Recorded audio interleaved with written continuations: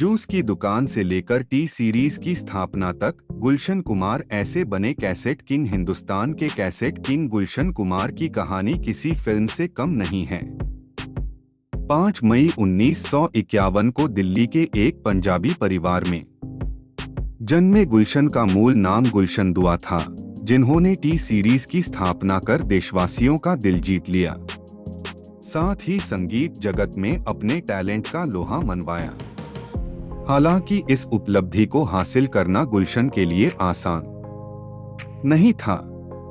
उन्होंने अपने करियर में कई उतार चढ़ाव देखे, लेकिन उनकी जीत का सबब उनका धैर्य बना। आइए आज गुलशन के जन्मदिवस पर उनसे जुड़ी कुछ अहम बातें जान लेते हैं। गुलशन कुमार छोटी सी उम्र में ही अपने पिता के साथ दिल्ली के दरियागंज में जूस की दुकान चलाया करते थे। आपको जानकर हैरानी होगी कि इसी छोटी सी दुकान ने गुलशन कुमार की किस्मत बदल दी और वह देखते ही देखते संगीत की दुनिया के बेताज बादशाह बन गए। जूस की दुकान से कमाई कर गुलशन के पिता ने एक नई दुकान ली, जिसमें वह सस्ती कैसेट में गाने रिकॉर्ड कर बेचा करते थे। इसी दौरान गुलशन की किस्मत ने पलटी मारी और उन्होंने कुछ बड़ा करने की ठान ली। समय बीता और गुलशन कुमार ने super cassettes industries limited company बनाई, जो आगे चलकर भारत की सबसे बड़ी संगीत कंपनी साबित हुई। इसी सफलता के बाद गुलशन कुमार कैसेट किंग के टाइटल से मशहूर हो गए।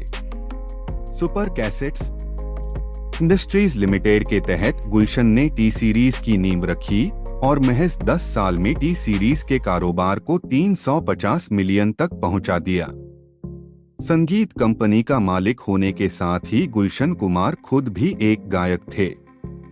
गुलशन भगवान में गहरी आस्था रखते थे और भजन का निर्माण किया करते थे। गुलशन का गाना मैं बालक तू माता शेरा वालिए सुपर डुपर हिट रहा था। गुलशन समाज सेवा के लिए भी जाने जाते थे। उन्होंने वैष्णो देवी मंदिर में भंडारे की स्थापना की थी। गुलशन कुमार ने ही संगीत जगत को अनुराधा पौडवाल, कुमार सानू और सोनू निगम जैसे बेहतरीन गायक दिए। हालांकि इतना कुछ करने वाले गुलशन का निधन बेहद दर्दनाक रहा। 80 से 90 के दशक में अपने टैलेंट और सूझबूझ से दौलत और शोहरत हासिल करने वाले गुलशन कुमार की महज 46 साल की उम्र में गोली मारकर हत्या कर दी गई।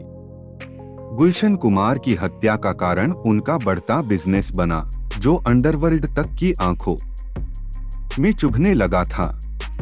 संगीत के बादशाह की हत्या भी उनके शोहरत की कहानी की ही तरह सनसनीखेज रही। तारीख 12 अगस्त साल 1997 को मुंबई के अंधेरी में स्थित जीतेश्वर महादेव मंदिर के बाहर गुलशन कुमार की गोली मारकर हत्या कर दी गई। गुलशन की पीठ और गर्दन में एक नहीं, 2 नहीं बल्कि पूरी 16 गोलियां मारी गईं।